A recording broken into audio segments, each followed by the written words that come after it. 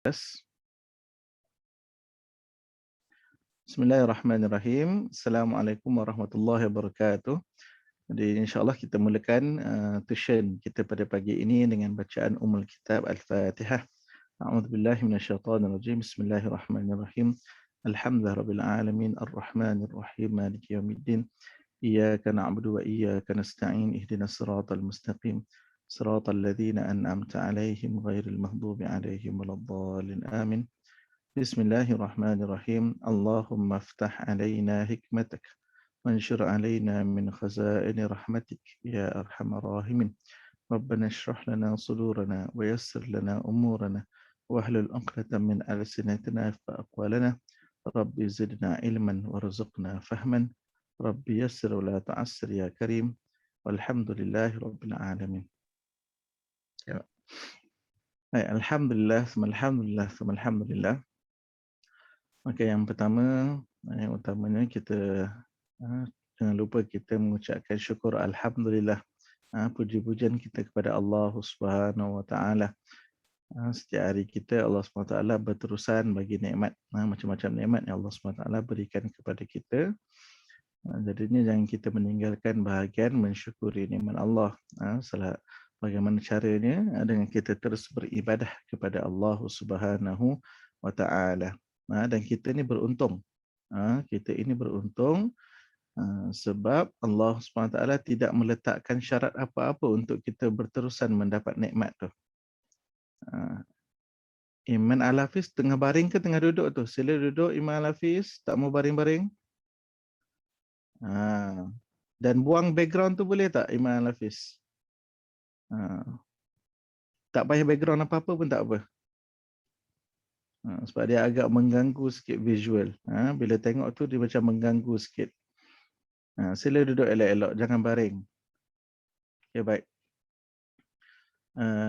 Kembali. Jadi insya-Allah kita ini beruntung sebab Allah Subhanahu Wa Taala tidak meletakkan syarat yang ketat untuk kita. Kalaulah Allah Subhanahu Wa Taala letakkan syarat, hari ini kita nak dapat apa-apa nikmat, syarat dia bergantung kepada macam mana ibadah kita semalam. Agak-agak layak ke kita dapat kesihatan, kesenangan pagi ni, boleh makan, boleh minum sarapan, boleh bercakap, boleh gunakan fizikal kita. Kalau Allah letak syarat, contoh, tak sembahyang subuh semalam, hari ni tak ada kepala. Tak sembahyang zuhur semalam, hari ni tak ada tangan. Tak sembahyang asar semalam, hari ni tak ada perut. Tak sembahyang maghrib semalam, tak ada kaki. Tak sembahyang isyak semalam, tak boleh hidup. Agak-agak macam ni kita hari ni. Siapa yang tak ada kepala? Ni ramai ni tak ada kepala ni. Tak keluar muka masing-masing. Itu sebab dia tak buka kamera sebab tak ada kepala agaknya. Buka kamera masing-masing. Berapa kali dah kelas dengan Ustaz. Okay, baik. Nasib baik. Dan juga bukan nasib baik. Maksudnya atas rahmat dan kasih sayang Allah, kita ni untung sangat Allah tak buat syarat macam tu. Kalau kita sungguh-sungguh semalam, baru dapat banyak nikmat hari ni. Tidak. Allah SWT tak letakkan syarat macam tu. Allah berterusan bagi nikmat kepada kita. Bahkan Allah sebut dalam Al-Quran, la in syakartum la azidannakum wa la in kafartum inna adzabi lasyadid. Ustaz tak asyik ada tak ayat ni hafazan untuk TKS tahun 4 atau tahun 5? Tahun 4 tak ada, tahun 5 Ustaz tak pasti. La in syakartum la azidannakum. Kalau kamu bersyukur dengan nikmat Allah, Allah akan tambah lagi. Tapi wala in kafartum, kalau kamu kufur kepada nikmat Allah, inna azabi lasyadid. Allah kata jaga-jaga, ingat bahawa azabku pedih dan keras. Tengok macam mana Allah sebut tu. Timbangan dua ni tak sama. Allah bagi tahu kalau bersyukur dengan nikmat Allah, Allah akan tambah. Okay, tengok syukur tambah.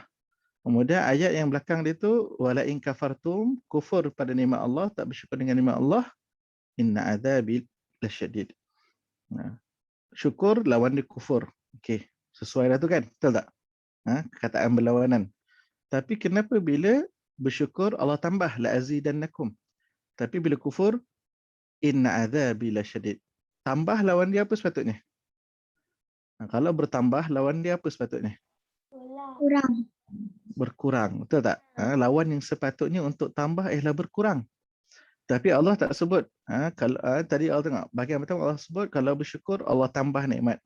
Kalau kufur sepatutnya sepatutnya kalau nampak ayat ni lebih tepat lagi dan seimbang, Allah kurangkanlah nikmat tu atau Allah hilangkan atau Allah tarik nikmat. Tapi tak, tengok Allah sebut apa? Allah terus bagi nikmat. Allah hanya bagi peringatan, ingat azabku pedih dan keras. Seperti mana kita manusia lah. Kita manusia. Bila orang buat baik, kita pun akan balas dengan baik. Betul tak? Tapi bila orang buat jahat, siap lah. Tunggulah. Nak kenalah nanti tu. Betul tak? Jadi, begitu lumrah kita manusia.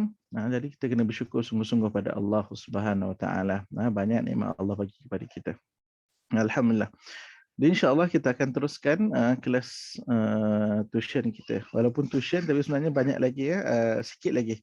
Dah tinggal hujung dah beberapa subtopik ataupun tajuk yang perlu kita selesaikan sebelum kita betul-betul akan ulang kaji nanti. Insya-Allah kalau untuk subjek ustaz lah, subjek yang lain ustaz tak pasti macam mana.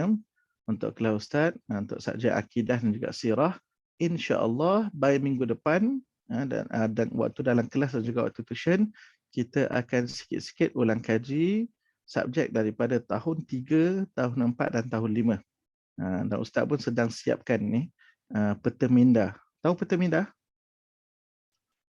Peta yang memudahkan awak untuk awak tengok tu mudah untuk awak hafal ringkasan. Tetapi ringkasan ni tak bermakna kalau awak tak tahu ataupun tak faham apa yang dipelajari. Dia ringkasan ni ialah untuk benda yang kita dah tahu dan faham. Ringkas ni untuk memudahkan kita mengingat, menghafal dan sebagainya. Jadi insya-Allah nanti bila dalam kelas nanti Ustaz akan tunjukkan dan Ustaz akan kongsikan satu persatu nanti. Okay, baik, insya-Allah kita teruskan kelas kita pada hari ini untuk subjek akidah. Baik, dalam kelas yang lepas kita dah masuk kepada tajuk yang hampir hujung untuk subjek akidah, iaitu berkenaan dengan sifat wajib bagi Rasul. Dan dalam kelas yang lepas kita dah belajar berkenaan dengan sifat yang pertama bagi seorang Rasul, iaitu sifat as-sidq, iaitu sifat yang benar. Seorang Nabi akan sentiasa berkata perkara yang benar. Tidak mungkin, bahkan mustahil Nabi itu seorang yang menipu. Okay, baik. Jadi dalam kelas yang lepas, kita tengok sambil kita ulang kaji sebelum masuk bahagian topik yang seterusnya. Baik, ini sifat wajib bagi Rasul. Wajib bermaksud nak tidak nak mesti sifat ini perlu ada. Wajib ada. Bukan perlu ada, wajib ada kepada setiap Nabi dan Rasul. Tidak ada beza. Seorang Nabi maupun seorang Rasul, mesti ada keempat-empat sifat ini, apatah lagi seorang Rasul yang menyampaikan dakwah kepada umat. Kalau seorang Nabi tidak ada kewajipan untuk menyampaikan kepada umatnya, bahkan ada Nabi yang tidak ada umatnya. Okay, baik. Maka ini sifat-sifat kesempurnaan, dengan tidak menafikan ada banyak lagi sifat-sifat yang terpuji, sifat-sifat mulia, sifat-sifat yang bagus yang wajib ada pada diri para Rasul. Ingat, empat ini yang utama. Empat ini sifat yang terbaik. Empat ini sifat yang diletakkan oleh alim ulama, maksud dia inilah empat yang paling utama yang perlu kita usaha untuk ada dahulu. Dan dengan tidak menafikan sifat-sifat lain tu kena juga ada. Kena juga ada. Maka kita tengok apakah empat sifat tersebut. Maka dalam kelas yang lepas kita dah belajar. Yang pertama as-sidqu, iaitu benar. Nabi ini seorang yang benar, berkata yang benar, hanya menyampaikan yang benar, perbuatannya juga perbuatan yang benar, pengakuan seorang Nabi itu juga pengakuan yang benar, tidak ada menipu. Dalam kelas yang lepas kalau ingat lagi, bahkan waktu Nabi bergurau pun Nabi akan bergurau sebut benda yang betul, bukan bergurau main-main. Ingat lagi tak kisah seorang perempuan tua? Soal Nabi, tanya Nabi berkenaan dengan syurga. Ingat lagi tak? Ingat Ustaz. Ingat. Baik. Maknanya tengok, dalam keadaan Nabi bergurau pun, Nabi tetap mengatakan perkara yang benar. Maknanya Nabi tak pernah menipu. Macam kita gurau lain, kita gurau kadang-kadang boleh jadi tak betul ataupun kita bergurau bahkan boleh jadi perkara yang memang tak kita menipu pula. Sebab apa? Sebab dengan niat bergurau. Okey, baik. Berbeza dengan Nabi SAW. Bergurau Nabi pun ada benarnya, bukan ada benar, memang benar dan ada ilmunya. Ada ilmunya. Okey, baik. InsyaAllah. Kemudian hari ini kita akan sambung untuk tajuk Al-Amanah, iaitu Nabi seorang yang amanah. Apa dia amanah? Melaksanakan, menyempurnakan, melengkapkan segala apa yang dipertanggungjawabkan ke atas dirinya. Nanti kita akan masuk. Kemudian sifat yang ketiga, at-tabligh, iaitu menyampaikan. Nabi sampaikan ilmu, Nabi sampaikan dakwah, maka itu tanggungjawab seorang Rasul. Dan yang keempat, al-fatanah, iaitu kebijaksanaan. Kebijaksanaan, orang yang bijaksana, pandai. Dia berbeza di antara bijaksana dengan pandai. Pandai, sebagai contoh, mungkin dalam peperiksaan dia pandai. Tapi dalam perkara-perkara lain dia mungkin tak tahu. Ataupun dia tak mahir. Tapi ada orang yang bijaksana. Mungkin dalam peperiksaan sederhana ataupun baik. Tetapi dia lebih memahami banyak perkara lain lagi. Itu orang yang bijaksana. Jadi fatanah ini jangan kita hanya faham maksud dia pandai dalam pelajaran. Sedangkan disebutkan dalam hadis, disebutkan dalam riwayat sirah, pendapat setengah-setengah ahli ulama menyatakan bahawa Nabi SAW itu sendiri adalah seorang yang bukanlah mahir dalam membaca dan menulis. Nabi sendiri, Nabi Muhammad SAW bukanlah seorang yang mahir. Ustaz guna perkataan mahir. Sebab ada pendapat yang menyebutkan Nabi memang tidak tahu membaca dan menulis. Tapi ada pendapat lain dan lebih kuat lagi dan lebih kita rasa tenang untuk sandarkan, nisbahkan kepada Nabi SAW. Nabi tidak mahir, tidak lancar untuk membaca dan menulis. Itu maka bagaimana dengan al-fatanah? Al-fatanah yang menunjukkan kebijaksanaan. Bagaimana dia membaca keadaan, suasana sekeliling, kemudian dia diaplikasikan. Contoh, kalau dekat sekolah, moga-moga nanti insya-Allah semua boleh balik ke sekolah. Nampak Ustaz Mualimah tengah angkat barang yang banyak. Patut awak nampak pintu tertutup. Bijaksananya awak, tolong Mualimah, Ustaz buka pintu.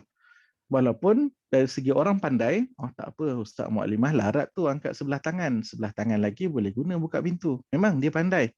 Tapi bijaksana, dia tahu keadaan dan dia melaksanakan ataupun dia melakukan mengikut kesesuaian keadaan. Itu beza antara bijaksana dengan pandai. Banyak lagi yang lain, contoh-contoh yang boleh nak ditunjukkan. Nanti kita akan masuklah dalam bahagian fatanah ni menunjukkan bagaimana bijaksananya Nabi SAW. Ya, baik.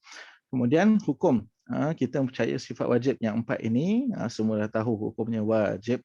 Wajib kita yakin bahawa Nabi SAW bersifat wajib, mempunyai 4 sifat wajib ini. Allahumma. Baik, maka yang lepas kita baca berkenaan dengan as-sidqu, maksudnya benar, segala pengakuan, pengkhabaran dan juga perbuatan Nabi SAW itu adalah benar. Para Rasul menyampaikan segala yang dikehendaki oleh Allah Subhanahu wa Ta'ala. Baik, ini dalilnya. Bagi setiap sifat itu ada dalilnya. Ini daripada surah An-Najmu. Ini ulang kaji yang lepas. Kejap lagi kita akan masuk sifat Al-Amanah.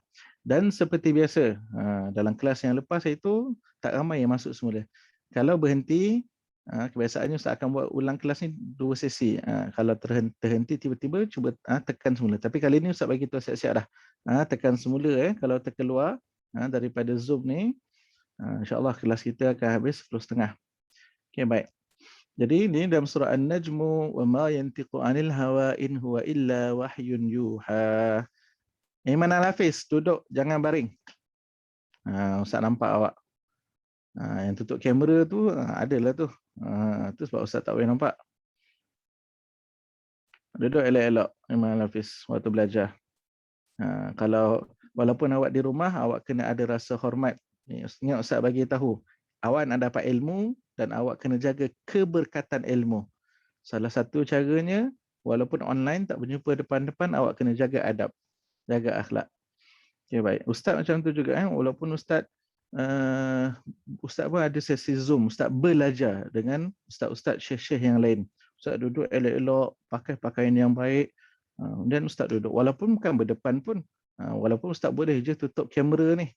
Orang dewasa majoriti kalau join meeting Zoom ke ataupun Google Meet ke, mereka akan tutup kamera. Kita fahamlah sebab nak ada urusan, tapi sekurang-kurangnya kita tahu mereka sedang mendengar. Tapi guru-guru ustaz ajar duduk depan ni, kita hormat. Sebagaimana orang yang berhadapan tu tengah bercakap dengan kita, kita akan duduk dengan elok-elok. Jadi Imam Al-Hafiz duduk tegak-tegak, duduk elok-elok. Duduk bersandar macam tu tak seronok lah tengok. Ustaz nak mengajar pun jadi tak semangat. Okey, baik. Sambung dalil nakli. Berkenaan dengan sifat as-sidqu tadi. Maka itu begitu jugalah dalil akli. Jika Rasulullah SAW menyampaikan ajaran Islam mengikut hawa nafsu. Berbeza dengan apa dalam ayat Quran tadi. Ma yantiqu anil hawa. Rasulullah SWT itu berkata tidak mengikut hawa nafsu. Semuanya telah ditetapkan dan dipandu oleh Allah Subhanahu Wa Taala.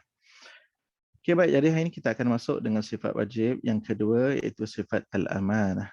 Sifat al-amanah. Okey, baik. Imam Al-Hafiz. Hari ini famous dia. 3 kali, 4 kali Ustaz sebut nama dia dah. Okey, sila bacakan Imam Al-Hafiz. Duduk elok-elok. Bacakan.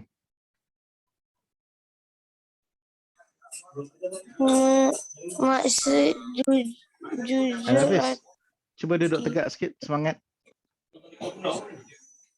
Maksud jujur atau dipercayai melakukan sesuatu dan melaksanakan perintah Allah dengan benar dan tepat. Okey, baik. Cukup bagus, Al-Hafiz. Terima kasih diucapkan.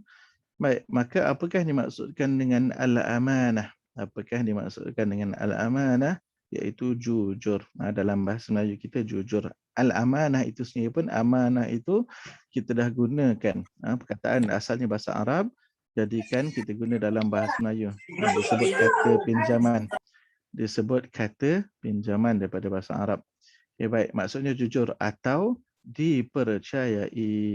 Maksud dipercayai ni apa? Maknanya kita memberikan kepercayaan lah. Kalau dia bercakap, kita percaya. Kalau dia berjanji, kita percaya. Dan itulah melakukan sesuatu dan melaksanakan perintah Allah dengan benar dan tepat. Nabi SAW apa saja yang diwahyukan oleh Allah Subhanahu Wa Taala, walaupun rasa macam tak kena, walaupun rasa macam tak sesuai oleh para sahabat, tapi Nabi tahu ini ialah perintah Allah, wahyu Allah, dan para sahabat pun tetap beriman ini perintah wahyu daripada Allah, maka mereka tetap juga patuh. Sebagai contoh, di dalam kisah sirah ada diceritakan berkenaan dengan satu perjanjian, dipanggil perjanjian Hudaybiyah.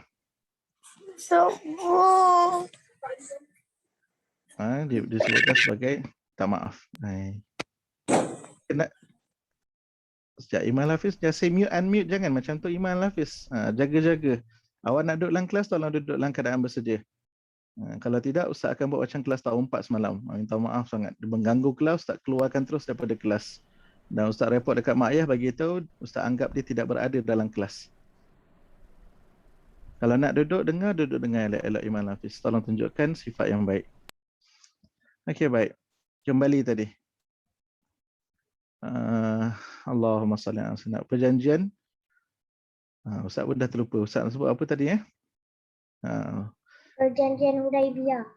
Okey, baik. Terima kasih Isha. Baik, perjanjian Hudaybiyah. Dan ada menyebutkan bahkan sebelum tu lagi perjanjian Aqabah.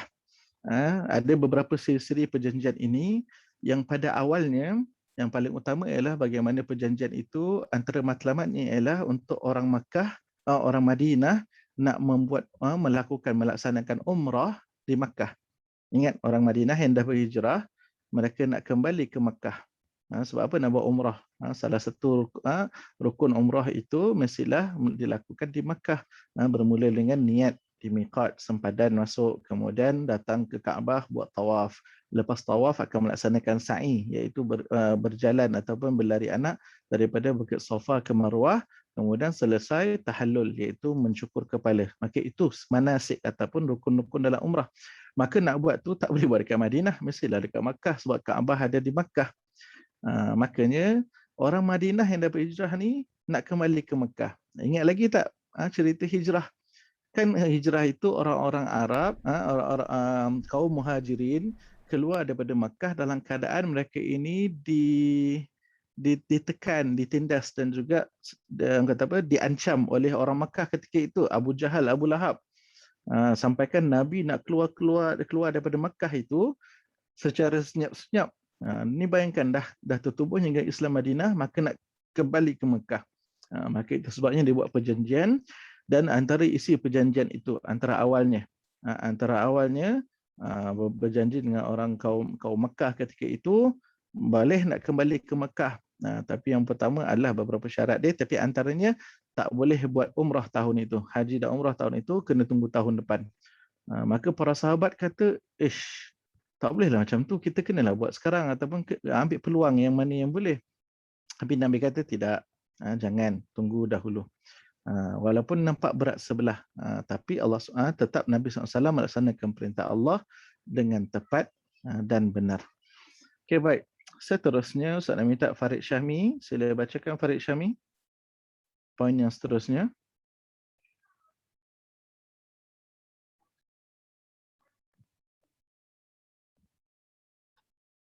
Silakan Farid Syahmi, buka mikrofon tu. Dia TikTok. Farid Syahmi, sila buka mikrofon. Buka video tu balik.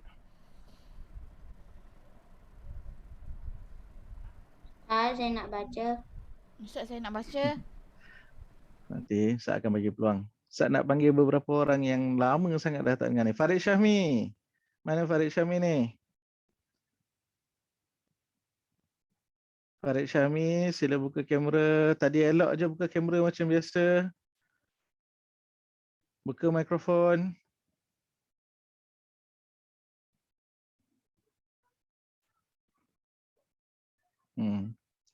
Ini tengok bukti dan contoh depan mata sendiri. Itu sebabnya walaupun buka kamera, Ustaz minta maaf sebutnya dah mula ada rasa sangsi.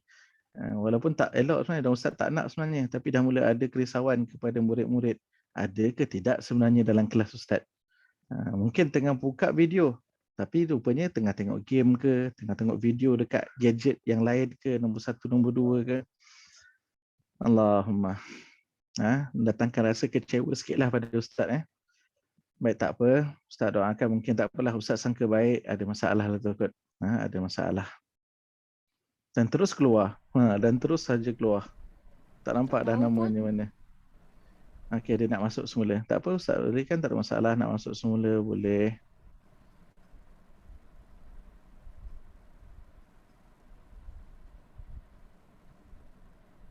Sekejap Ustaz nak tunggu juga. Ustaz nak minta juga Farid Syahmi untuk baca. Okey Farid Syahmi, mungkin masalah internet agaknya terkeluar tadi. Baik, sila baca Farid Syahmi. Poin yang seterusnya. Baca yang mana? Sepanjang kelas tadi dah Ustaz tunjukkan dah jadual, kawan-kawan awak dah baca, tunjukkan slide, minta maaf. Baca yang mana agak-agak. Awak berada tak dalam kelas Ustaz sebenarnya? Awak mendengar tak daripada awal tadi?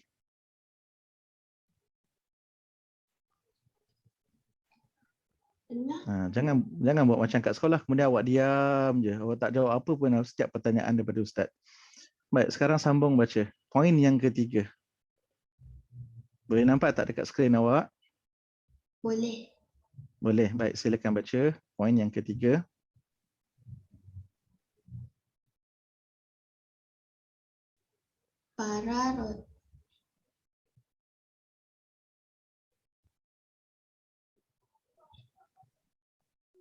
Silakan Farid Syahmi. Para Rasul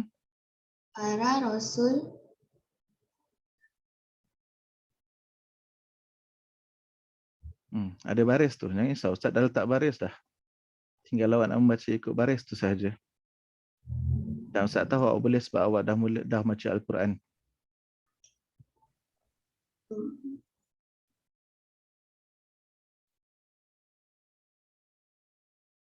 Cuba. Ni huruf apa ni? Huruf yang pertama ni. Mak.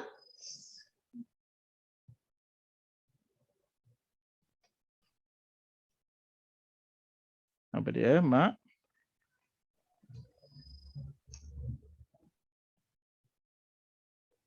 Ma'sumun. Maksumun. Ataupun perkataan lebih mudah nak sebut maksum. Maksum. Apa dia maksud dia? Baca, sambung.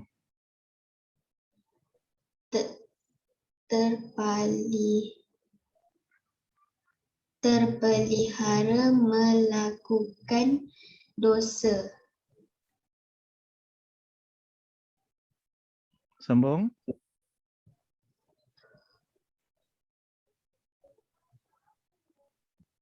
Teruskan, tak habis lagi tu. Terpelihara melakukan dosa. Dohir dan Ba.